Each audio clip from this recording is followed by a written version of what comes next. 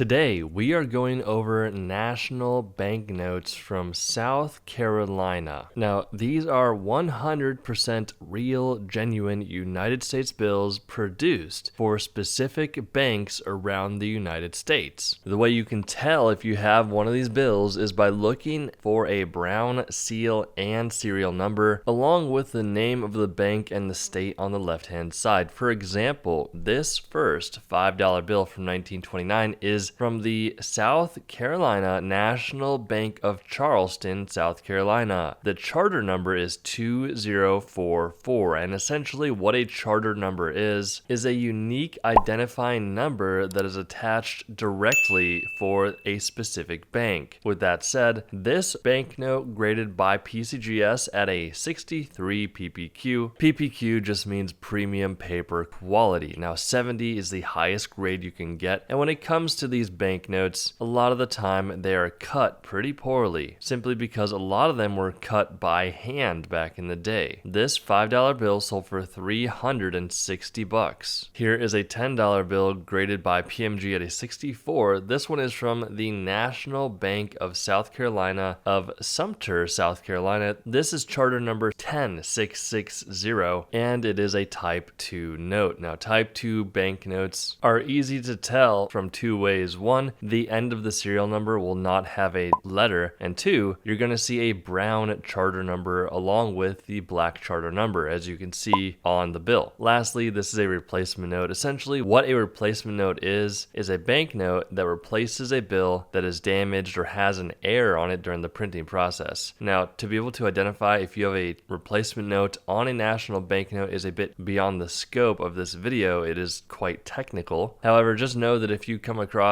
one of these bills, it makes sense to get it graded by a company like PMG because they will be able to identify if it's a replacement note or not. This $10 bill sold for $660. Here's a $10 national banknote from the First National Bank of Batesburg, South Carolina. It is a Type 1 $10 bill graded by PMG at a 35. So that is definitely on the lower side of the grading scale, but when it comes to national banknotes, lower grades like this are pretty typical. Now, when it comes to the value of your national banknote, it's going to come down to a few factors, including condition. However, a lot of the time, it's more indicative of where the specific bank is located. So this is a charter number 5595. It's a $10 bill, and it sold for $840. Wow, look at the condition of this $5 bill. It is from the Planters National Bank of Bennettsville, South Carolina. The charter number is 6385, and this one sold for $1,500. So you can see that the condition is not the main determining factor when it comes to the value of these bills. It does help, however, if you had the same exact bill in better condition, it would have sold for more money, but the baseline reasoning for the value of these bills is going to come down to the type of banknote, the charter number, the denomination, how many were produced, and how many still exist. Once again, $1,500. Even lower grade here at a Choice Fine 15. This one is from the First National Bank of Holly Hill, South Carolina, with the charter number 10680, and it sold for $4,320. $5,040 for this $10 bill from the First National Bank of Fort Mill, South Carolina. The charter number is 9941, and it was graded by PMG at a very fine 20. Not a whole lot to say on it, but once again, it sold for $5,040. We do have another Holly Hill banknote. This one is the First National Bank of Holly Hill, South Carolina, charter number 10680. You can see that it is a Type 2 national banknote, and this one got graded by PMG at a very fine 20, and it sold for a staggering $10,800. If you do have any of the type of national banknotes that you saw in this video, make sure that you educate yourself, contact a rare currency expert, and subscribe to our channel so you don't miss any more important videos like these. We do hope you enjoyed the video, and we will see you in the next one.